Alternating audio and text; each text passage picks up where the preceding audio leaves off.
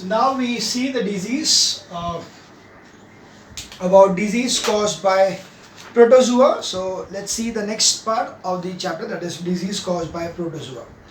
And the first one is malaria. Malaria is caused by protozoa plasmodium. So it is a protozoa plasmodium which is causing the disease malaria. But remember, plasmodium cannot travel directly to us, so it requires some kind of a medium for the plasmodium to enter into our body. So that is nothing but a mosquito. So mosquito takes that plasmodium from one patient and gives it to the other patient. So that's why they say that malaria ka mosquito kyun? The mosquito doesn't cause malaria. It is carrying one malaria germ from one person to another person. So he's a mosquito bite doesn't cause malaria, but mosquito carry the plasmodium from one person to another person. The infective stage of the parasite is transmitted through the bite of a female Anopheles mosquito along with its saliva. So yeah, it is going to be transmitted from one person to another person with the help of the mosquito, Anopheles mosquito, and its saliva. The incubation period is about 3 weeks. The parasite grows and multiplies in the red blood cells and destroy them in the process. So that is the thing, which it is entering into the body, and that parasite is going to harm your red blood cells. So red blood cells, you know, the red blood cells are the one which are going to carry the oxygen for your body. So एक बार अगर red blood cells कम हो गए, तो your body will lack oxygen. Okay, so that is the main problem in malaria. The parasite grows and multiplies in the red blood cells and destroy them in the process. Chill and high fever are repeated on the third and fourth day. When the mosquito bites a patient, the parasite is sucked in along with the blood. It grows and multiplies within the mosquito. Various drugs such as quinine, polodrine, camoquine, etc. are useful in treatment. The disease is common in hot and humid countries. Control measures include destruction of the mosquito at all stages, and to avoid mosquito bites by using mosquito nets or repellents. So yeah, so basically the mosquito is going to, when it bites you, if you are a malaria patient, so it takes in your blood. So along with the blood, it has taken the pathogens of and that particular plasmodium is going to multiply in the body of the mosquito, and then when it hits another person, it is transmitting that to that person. So it is much more common in hot and humid countries like in ours. Okay, so that is about the malaria. Next is amoebic dysentery. It is caused by the kind of amoeba called Amoeba histolytica. It causes the destruction of the lining of the large intestine and diarrhea with griping pain and discharge of mucus and sometimes blood in the stool. Infection is by contamination of food, especially by flies. The incubation period is about 1 week. Proper sanitation and protecting food from dust and flies prevent spreading of the disease. So dysentery, again, it is a foodborne and waterborne disease. So flies are the one which are going to carry it from one place to another place. So that is the Amoeba histolytica is the pathogen, the protozoa which is causing the disease. Sleeping sickness, it is disease caused by the flagellated protozoan Trypanosoma brucei gambosin or Trypanosoma brucei rhodocin. So you need to learn the spellings because they may ask you these questions. Yes, and remember one thing, these names, whenever you write it, you need to underline these because they are binomial names. In biology, whenever you are using the names of the protozoa or any kind of which is a binomial name, like we had that plasmodium and plasmodium, or we are writing over there that bacterium. So that name of the bacteria which is there, or the main name of that particular protozoa is there, you will always underline those as a rule in biology.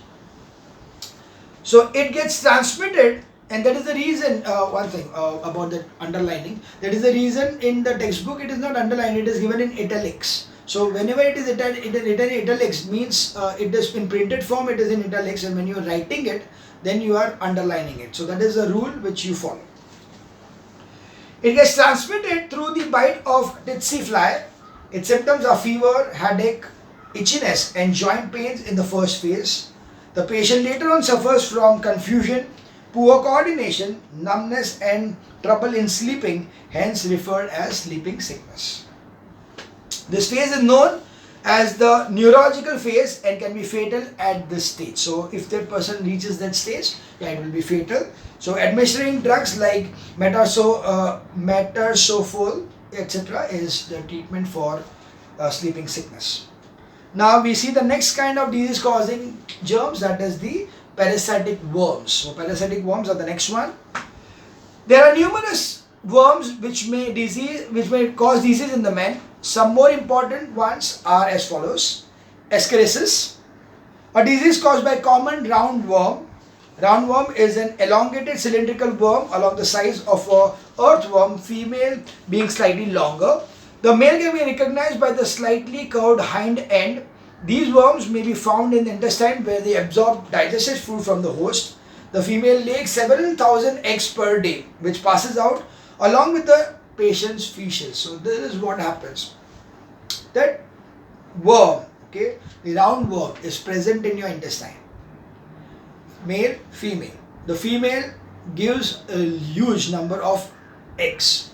These eggs are passed out by you in your feces.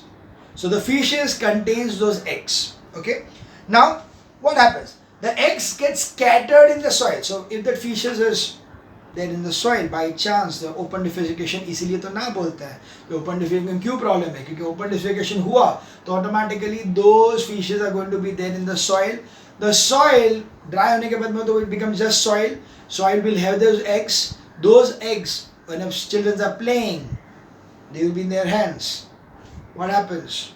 We eat, right? Yuck. So what you need to do when you go out to play and then come home, don't eat anything before you wash your hands, right? So the eggs get scattered in the soil, reaching even vegetables in the field. Yeah, even the vegetables in the field can have that. Children playing on the ground may get the microscopic eggs on their hand, and the infection can occur by eating with unwashed hands or through unwashed raw vegetables. Then is tenesis. Tenesis, the disease caused by tapeworms called Taenia solium. There are two common tapeworms. One is spread by eating infected pork, or other by infected beef. So pork and beef infected, they may have this particular worms in them. So if they are uncooked or they are not properly cooked, then these worms are going to enter into your body through those meat what you are eating. The tapeworm remains in the intestine where it may reach a length of 1 meter or so. It absorbs most of the host digested food and the patient becomes terribly weak. So what it does, it's a parasite. Parasite का काम क्या है? Parasite का काम यही है कि वो हमारे बॉडी में जाएगा, हमारा ही न्यूट्रिशन लेगा और हम लोगों को मारेगा. So parasites are those organisms which live on a particular host. They absorb the nutrition from the host and in turn harm the host. Okay, so that's why they are parasitic in nature. So here also the same thing happens. The worms are going to be there in your stomach. They are going to be there in the digestive system and they absorb the nutrition from the digestive system and in turn make you very weak. So the mature worm breaks off a small segments from its tails and tail ends, which passes out in the feces. These segments contain eggs. When eggs are accidentally ingested by a pig or a cow, they hatch and form larva stage, which settles in the muscles of the new host. When the man or final host eats raw or imperfectly cooked pork or beef, the worm matures in its intestine. So yeah, this is how it forms. So this particular eggs जो भी है वो feces में आते हैं और उसके बाद it is spreading throughout in the vegetables and everywhere. If the pig or a cow or anything is going to eat that thing, it is going to be there in their stomach. If that particular thing is not properly cooked, then it is going to go into your stomach and again the cycle of the worm will go on. So that is the where the tenacious is going to grow. The next kind of a parasitic worm is filariasis. Is a tropical disease also known as elephantiasis. So because of the feet in that case becomes like a thick elephant kind thing, that's why it is called as elephantiasis. It is caused by the filaria worm Wucheria bancrofi. It is transmitted through the bite of a Culex mosquito. These tiny worms lie in the lymphatic system and connective tissues of the human body, mainly the limbs. Legs become swollen, resembling those of an elephant, hence the name elephantiasis. The swelling is due to the blockage of the lymph circulation of by the worms, resulting in the inflammation of the lymphatic glands and lymph vessels. So basically, lymph is the fluid which is present in our body, throughout the body, everywhere. So whenever this particular thing happens, it is going to block the movement of the lymph, and that's why the lymph is going to cause, these lymph glands are going to give us the more lymph, and then there will be swelling taking place. So the lymph circulation is stopped by the worms, and accordingly they get blocked, and the lymph causes the swelling. Its symptoms are enlarged of limbs and ankle, fever with chills in acute cases. Treatment: eradication of the vector. So first of all, you get rid of the vector mosquito itself, and use of antibiotics and inflammatory analgesics. So yeah, you can use many medicines like antibiotics and anti-inflammatory, means swelling kam karne wali medicines. The next is viral diseases. Okay, the next is virus. Yeah, coronavirus. They are not going to teach you that. Yeah, what are viruses? The viruses are extremely small substances made up of nucleic acid and proteins.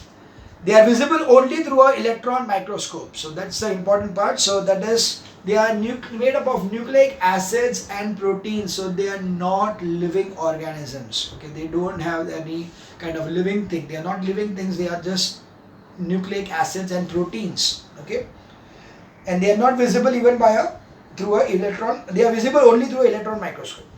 They do not live freely in nature. They can live only inside other cells. So by itself they are not existing.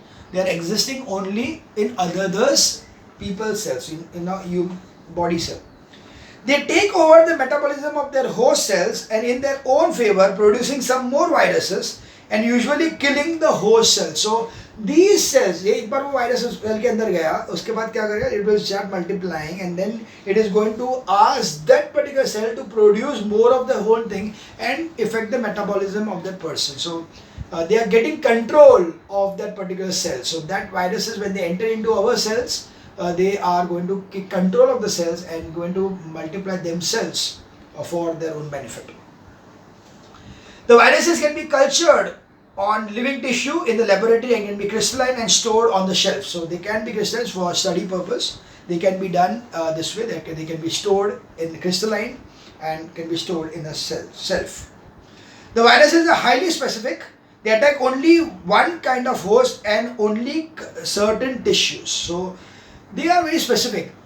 A virus which is going to be like, we talk about coronavirus. So corona is affecting only the respiratory tract. It doesn't affect anything else.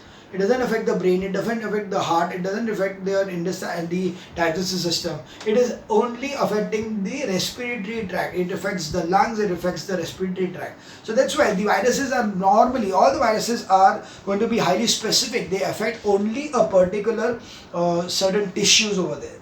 For example, the virus of myxomatosis, which is fatal to rabbits, has no effect on man, and similarly the rabbits do not catch the common cold and flu. But there are some exceptions.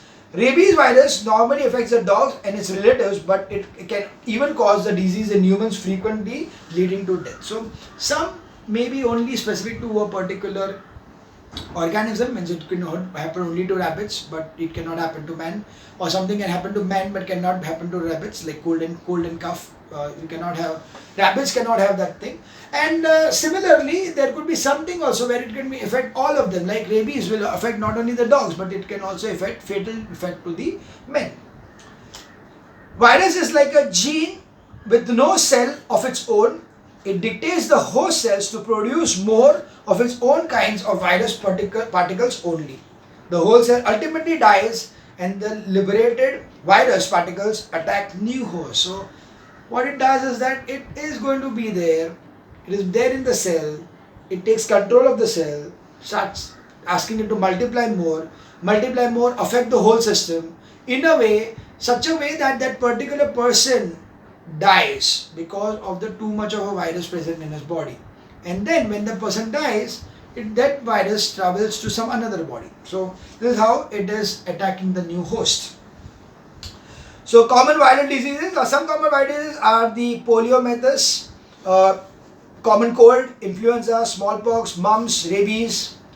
The syllabus specifies only the following three, one that is AIDS, only an introduction, chickenpox and hepatitis. HIV, that is human immunodeficiency syndrome virus, that is also AIDS, that is acquired immunodeficiency syndrome. AIDS was first recognized in USA in 1981. Since then, an increasing number of cases are reported every year from practically all over the world. In India alone, it is estimated to have more than 2 lakh confirmed cases of AIDS patient. The disease is spreading at an alarming rate and it has no cure as yet and no vaccine so far. The disease is almost fatal. People in the age group of 20 to 39 are more susceptible to getting AIDS. AIDS is the last stage of HIV infection. So AIDS, a person gets AIDS only at the last stage when the a person is infected by HIV, then the last stage of that HIV infection is AIDS. The causative germs of AIDS is a virus named HIV, that is a virus called human immunodeficiency syndrome. So that is HIV immunodeficiency virus. HIV is a human immunodeficiency virus. It has been detected in body fluids like blood, semen, saliva, tears and urine. It attacks the immune system. The cells are that fight against infection. So the immune system, that is what we learn in the H2 Health. So that it is attacking the immune system of our body, and the patient suffers seriously from even minor infections of other diseases. Even cancer appears when the immune system fails. So basically the person's immunity goes down, the immune system goes down. So he is susceptible to very or we can say any kind of disease. He quickly gathered any disease which is present. So that's why the immunodeficiency means what? Immunity deficiency, then efficiency towards immune system. The incubation period, that is the time between the receiving the infection and the appearance of symptoms, may be even more than 10 to 12 years. During this period, the infected person show positive result to HIV and they are popularly called as HIV positive. The person may be healthy, completely healthy, but he has that virus in him and that virus is going to affect him in a span of 10 to 12 years, and that's why that person is called as HIV positive. Most individuals, when AIDS is fully developed, die within 3 years from another infections or cancer. Symptoms during this period may include swollen lymph nodes, fever, night sweats and weight loss. So AIDS patients, they die much more. The chances of them dying much more is due to some another infection rather than the AIDS itself. So AIDS se zyada they will be because of the immunity deficiency, they may get cancer and things like that, and that's why they would die because of some other diseases. And the transmission of AIDS, the AIDS virus, HIV, is highly infective. It is transmitted by any one of the following methods. First is sexual intercourse. So between a man and a woman, when any one of the two is infected, the virus occurs in the fluid of the reproductive passage, and prostitution is the biggest source of the spread of the infection. Safest is the single partnership, wife and husband relationship. So sexual intercourse, when a male and a female has got a sexual intercourse, the reproductive tract may have this virus in them, and hence this reproductive organs, whatever the secretions what they are giving them, they contain this particular virus and it spreads from one person to another person. Hence prostitution is the biggest source of this particular kind of infection. And even homosexuality, that is within the same kind of person, is causes the infected person. with an infected person. So even a male with a male kind of sexual intercourse can also cause this disease to spread. So disease is more common in homosexual males. The next is by contaminated blood transfusion. So if a person is given blood and that blood which was given to him was infected by HIV, then automatically the person will get HIV. So in many situations, the patient may be given blood transfusion as an excessive blood bleeding resulting from injury or during surgery, etc. Such children are born with the disease, or some children are born with disease, thalassemia, and with defective hemoglobin of the blood. Such children have to be given regular blood transfusions, usually every 3 to 4 weeks. Very often, the blood transfused is from professional donors. Such children run the risk of getting AIDS. So, when any person is required to be given blood, now normally the person who are suffering from thalassemia will require the blood transfusion to be done almost every 3 to 4 weeks. So those children, they are given the transmission of the blood through not a proper blood bank but through donors. There are chances that they may get AIDS because the donor may be AIDS positive or HIV positive. According to the news published in Times of India dated 5th August 1995, in one of the hospitals of Bombay alone, 45 of the 64 thalassemia children in the age group 2 to 15 were found to be HIV positive. They had received the virus. The infection must have been occurred through blood transfusion. So it's a very old thing, but yeah, it was happening. Nowadays it's very rare because most of the blood transfusion takes place only through blood banks, wherein each and every blood which is being supplied is thoroughly tested multiple times. So the blood transfusion से HIV होने का chances अभी बहुत कम हो गया. Mothers to child transmission, the germ from the infected mother may cross to the placenta and reach the embryo of the womb. So yes, a pregnant woman who is HIV positive can give birth to a child. The child will be HIV positive right from birth. But I suppose there are some medicines now available which will stop the child from being HIV positive. So that is a new development, that the child can be free from HIV in this case. Injection needles, if shared by more than one person, may introduce the virus from one individual to another. The disease is quite common in drug abusers. For the same reason, doctors in the hospital do now use only disposable syringes which are just used once. So these are disposable syringes are used nowadays, but they are drug dealers, the drug addicts, they take injection of some drugs. So there they take the injection, we are being shared by the people.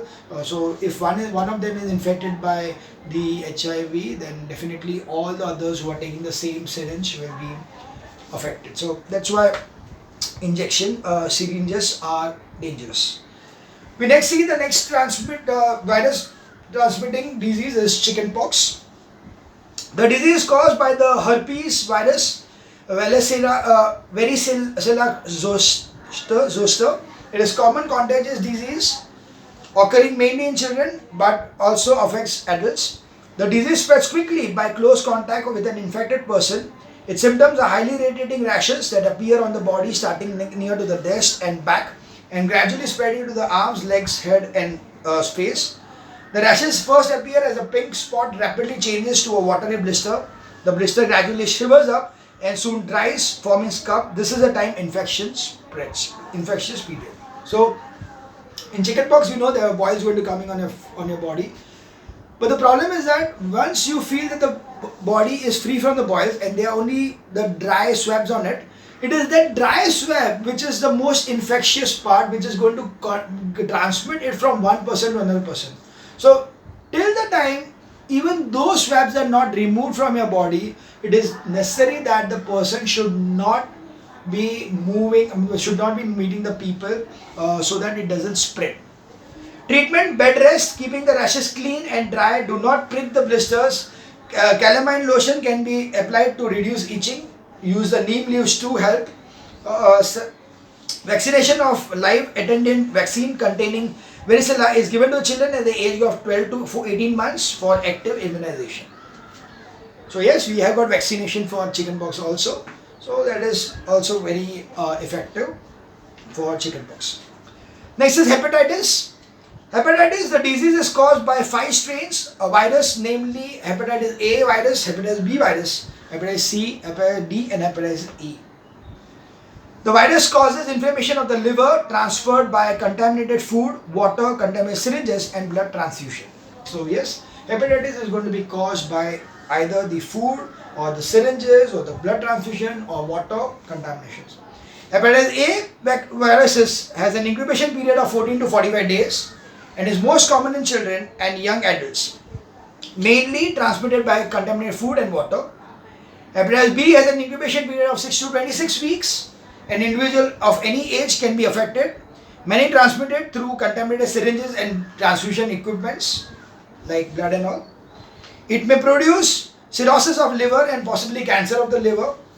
Hepatitis C and D viruses are similar to B virus in method of transmission of the effect of the liver. Its symptoms are high temperature, headache and joint pains, loss of appetite with the general feeling of illness, nausea and vomiting. After 3 to 10 days, jaundice may develop with deep yellow urine and light colored stools. So that is hepatitis C and D. Treatment is bed rest until fever has settled. Take high calorie diet with limited or no protein food, fat, and wash hands after handling patients' bedpans and clothes because it is infectious. So you need to clean your hands before if you are treated a particular patient. So spreading of the disease of AIDS. So yes, AIDS can be caused through sexual contact, contaminated blood transfusion, mother to child transmission to birth, and shared unsterilized injection needles. Whereas it cannot spread through contact with patient clothes or other articles, shaking hands, eating together, or sharing bathrooms and toilets. So how does the virus differ from a bacteria? Is viruses very small, visible only through electron microscope. Bacteria can be seen with a light microscope. Viruses non-cellular, bacteria single-celled. Viruses have no metabolism, bacteria has a metabolism. Viruses do not take food from by any method. Bacteria take food by absorption. So this is very important. Viruses do not take any food. Okay. Do not grow and do not divide. Viruses do not grow and do not divide. They are asking the cell to do that thing. Whereas bacteria grow in size and divide to produce more bacteria. Viruses can be crystallized. Bacteria cannot be crystallized. Viruses command the host to produce virus. That's the important thing. Virus enters our body and commands our cells to produce more virus for them. So commands the host cells to produce virus, and whereas bacteria is self-producing, and viruses all produce disease in men, animals and plants, and bacteria some harmless, some useful, and some disease producing. So that was about the virus and bacteria, and that is also the end of the chapter diseases. I know this chapter is supposed to be a self-study chapter in your school, so I thought I will just revise it so that go through it properly so that you are slightly aware about it and you are easy for you to understand and learn the chapter. Okay, so that was about diseases, because anyway, even if the school takes a self-study, but boards mein to aega. So that's why this is the chapter disease for you. Okay, that's the end of disease. Thank you.